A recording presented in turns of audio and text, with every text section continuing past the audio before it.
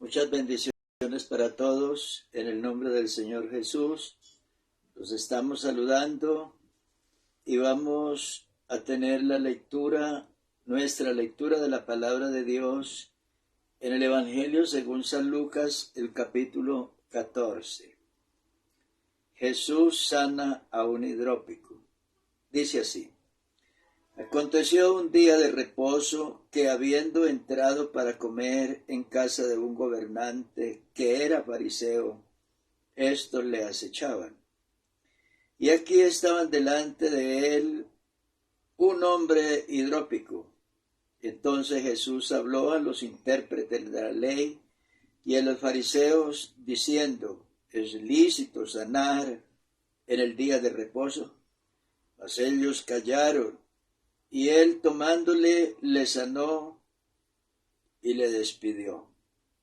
Y dirigiéndose a ellos, dijo: ¿Quién de vosotros, si su asno o su buey cae en algún pozo, no lo sacará inmediatamente, aunque sea en el día de reposo?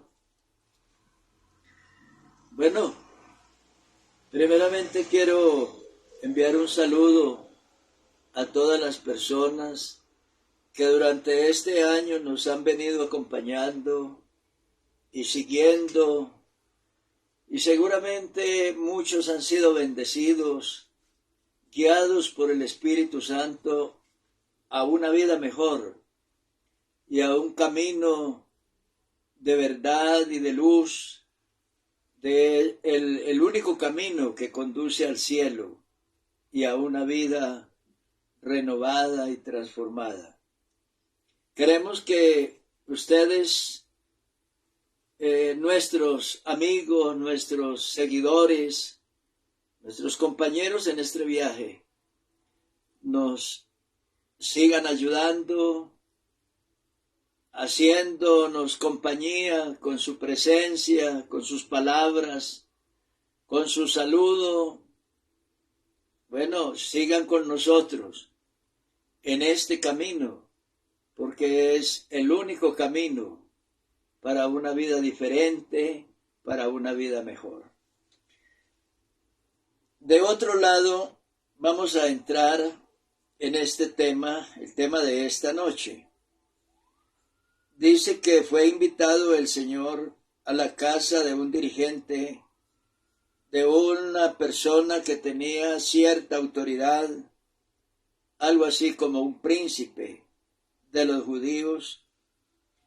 Pero esta invitación era una invitación que iba con muy mala intención. Dice que la idea era tratar de encontrar alguna manera de acusar a Jesús, de llevarlo a los tribunales y de encontrar en él, en sus palabras o en sus hechos, un delito que implicara una violación a la norma legal de aquellos tiempos para acusarle. Dice la Biblia que estaba también en esta reunión un hombre hidrópico. Era un día sábado.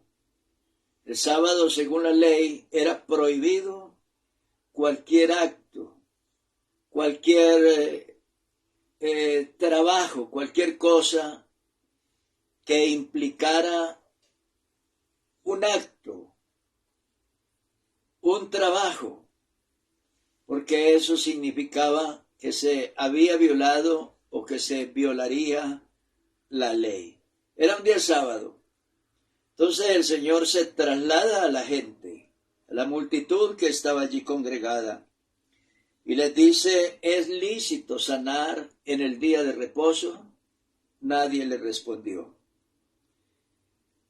Dice la Biblia que entonces, dirigiéndose a ellos, dijo: ¿Quién de vosotros, si su asno o su buey cae en algún pozo, no lo sacará inmediatamente, aunque sea en día de reposo? Era una lógica. Nadie iba a permitir que su asno o su buey accidentado que caía en un pozo no lo sacara, no lo rescatara, aún siendo día de reposo. Y el Señor está diciendo que ese hombre hidrópico es más que un asno o que un buey, es una persona. Y que si la persona se mueve a actuar aún en día de reposo para rescatar a un buey o a un asno, cuanto más a un ser humano. Un ser humano que no solamente tenía una enfermedad grave, una enfermedad muy complicada, sino que además tenía un problema más profundo, problema espiritual, el problema del alma. Dicho de otra manera, el hombre necesitaba definitivamente un acto de piedad, de misericordia, necesitaba un Salvador, necesitaba ser salvo en aquella misma hora. Entonces, vamos a detenernos un poco para hablar sobre esto de la hidropesía, de este personaje, de este enfermo. Sabemos que la hidropesía, esta enfermedad que la Biblia nos menciona aquí, no es en realidad una enfermedad como tal, sino que más bien es causa o efecto de otras causas más lejanas y más profundas. Por ejemplo, podía ser que esta persona tenía un problema grave del corazón, o del pulmón, o del riñón, o del hígado, o un problema glandular de la glándula tiroides, o un problema de deficiencia de alguna vitamina. En fin, la situación de él era muy difícil, muy complicada, y definitivamente necesitaba de alguien, no solamente dotado de capacidades, las capacidades para darle la salud, sino de la gracia, de la buena voluntad y del amor y la misericordia para tener piedad, para compadecerse de una persona como este que la Biblia nos pone de presente. Entonces, esta de la hidropesía es donde la célula se inunda de líquido, y entonces la persona va a aparecer sus órganos, puede ser su cabeza, su abdomen, sus brazos, sus piernas, van a aparecer más abultadas, con un abultamiento y una deformación terrible que va a ser muy penosa la vida, va a ser de su vida una vida muy tediosa, muy angustiosa, y que a cualquier momento puede morir de un infarto porque puede su corazón no funcionar, y un infarto en cualquier momento lo puede matar. ¿Qué nos muestra la Biblia? O la Biblia, ¿cuál es el interés del evangelista presentarnos este caso? Bueno, porque es un hombre que tenía un problema, una complicación física de salud, pero había más allá una situación más profunda. Y vamos a detenernos en esa situación más profunda que había en este hombre. El apóstol San Pablo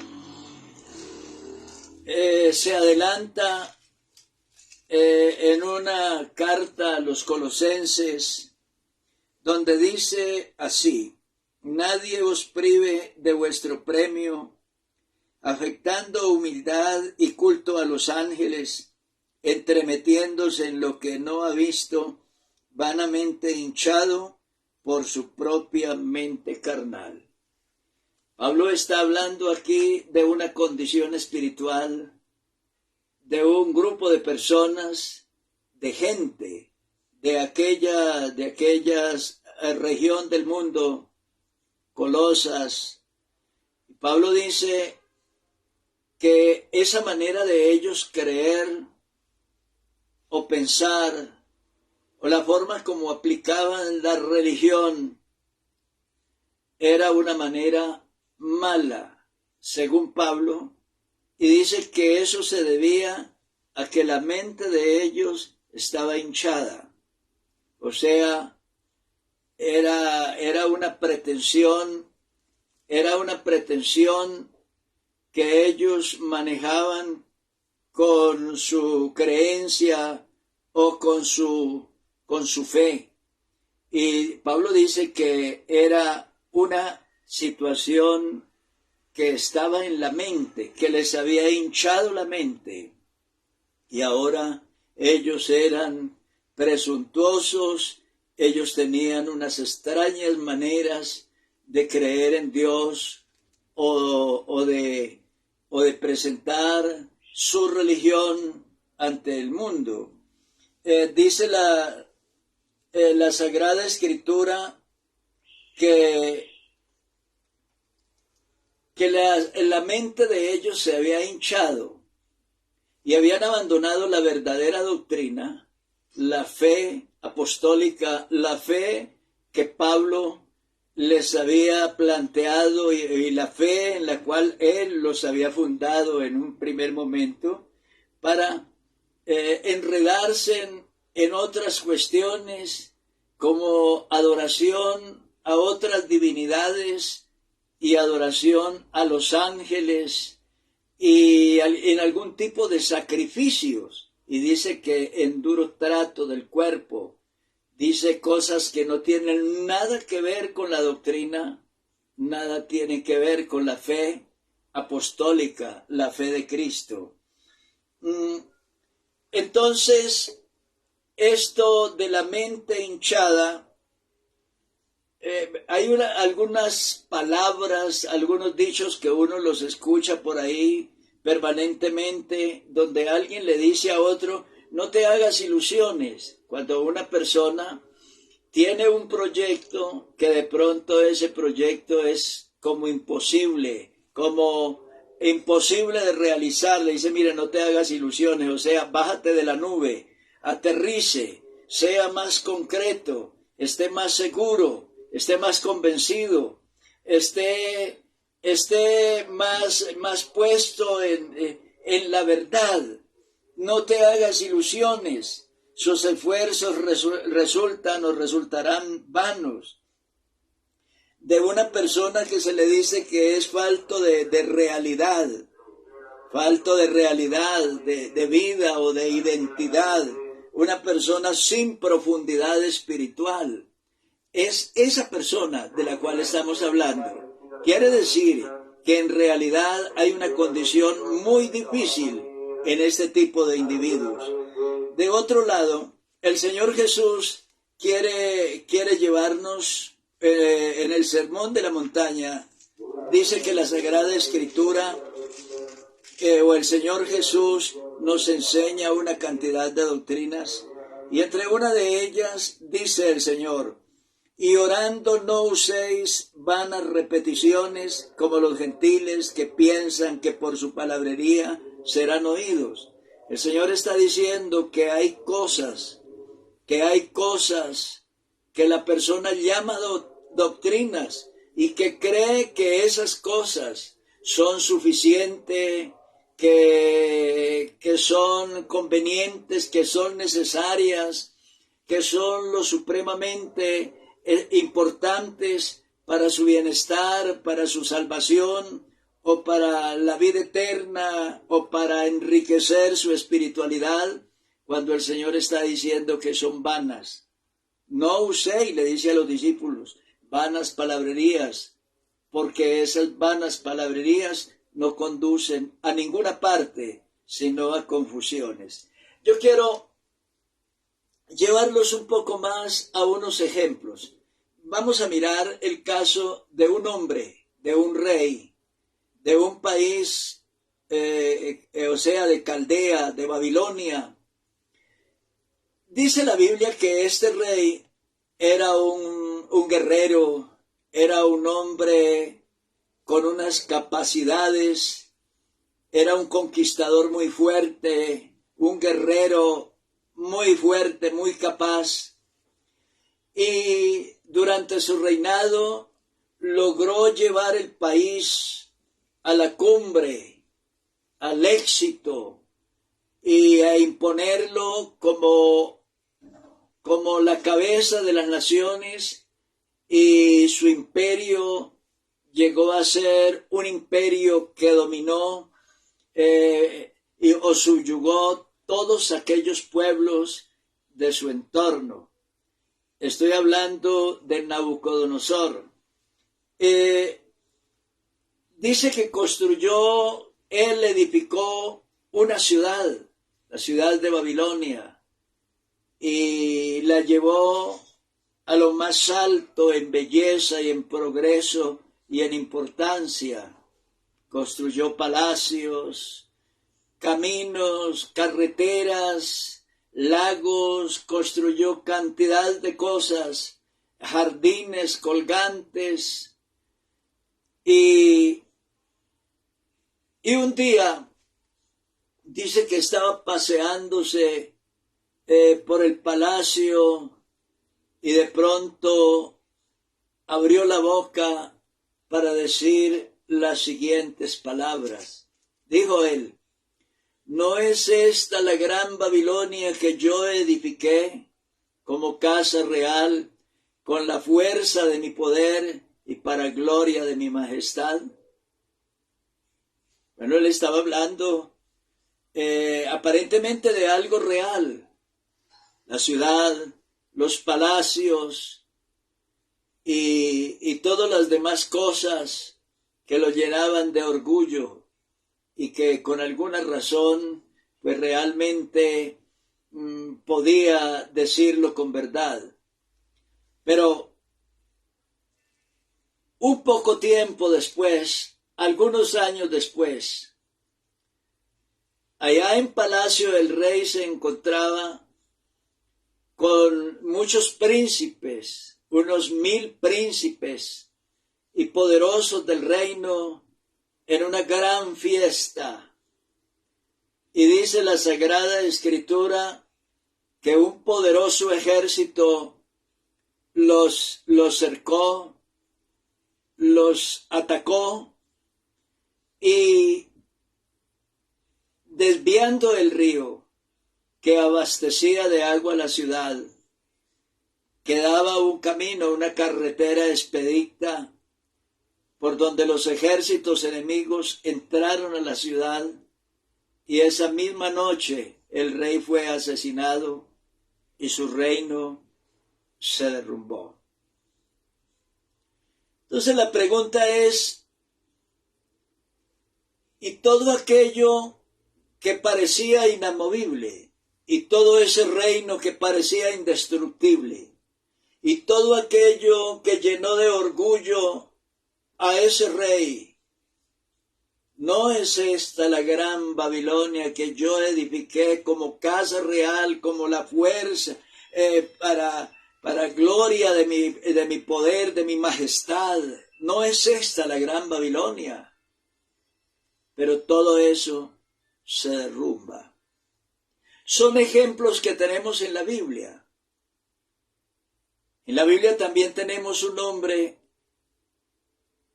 que dice que era un hombre muy rico, y vino una gran cosecha y la producción de granos fue inmensa, fue muy grande. Y entonces él dijo: ¿qué hago? Porque no tengo dónde guardar mis frutos y mis bienes. Y luego le vino una idea. Ya sé qué haré. Voy a derribar los alfolíes que tengo y voy a construir unos mayores y allí guardaré toda mi riqueza. Y diré a mi alma, alma, muchos bienes tienes para muchos días, come, bebe, regocíjate. Pero Dios le dijo, necio, esta noche vienen a pedir tu alma, y lo que has provisto, ¿de quién será? Todas esas palabras vanas, pensamientos vanos, ideas vanas, propósitos vanos. ¿Cuántas personas a lo largo de este año se hicieron grandes ilusiones de progresar, de viajar, de crecer, de estudiar, de procrear, de construir? Pero no llegaron al final. Muchos se quedaron en el camino, murieron de una muerte natural, de un accidente, de lo que sea, pero no están hoy aquí. ¿Por qué? Porque todo es vanidad. Con razón Salomón dijo, vanidad de vanidades, dijo el predicador, todo es vanidad. No hay nada que sea definitivo en este mundo. Todo es pasajero, la misma vida humana. Dice la Escritura que la vida nuestra es como la nieblina que aparece por un tiempo y luego se desvanece y se va. Que nuestra vida es como la flor del campo, que hoy está y mañana ya no es. Todo en este mundo es pasajero. Y ahí es donde nos quiere llevar la palabra de Dios a las verdaderas realidades, las realidades de lo eterno, de lo inamovible, de lo verdadero. San Pedro dice, hablando de unas personas, y en este caso de Balaán, un profeta que vivió muchos siglos antes de Cristo, y dice Pedro, el apóstol Pedro, estos son fuentes sin agua. Escuche, fuentes sin agua y nubes empujadas por la tormenta, para los cuales la más densa oscuridad está reservada para siempre. Observe, nubes empujadas por la tormenta. Los seres humanos en este mundo corren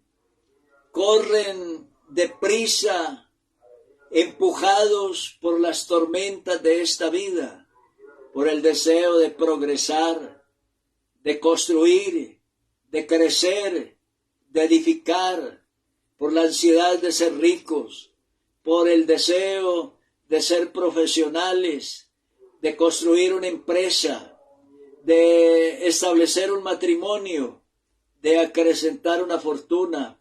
Son tormentas que empujan a los hombres, y esas tormentas son las que tienen el mundo convulsionado hoy, el mundo de los negocios, el mundo del comercio, el mundo de la sabiduría, el mundo de la paz y de la guerra, el mundo de los problemas de salud, en fin, tormentas que empujan a los hombres y a veces los empujan al desastre, a la confusión, a la fatalidad. Y dice la Biblia que esas personas que no son guiados por el Espíritu de Dios, sino empujados por las tormentas de esta vida, por los vientos de esta vida, dice que van camino a la condenación eterna. Dice, para ellos está reservada eternamente la oscuridad de las tinieblas, reservada eternamente. Luego dice, pues hablando palabras infladas y vanas, seducen con concupiscencias de la carne y disoluciones a los que verdaderamente habían huido de los que viven en error.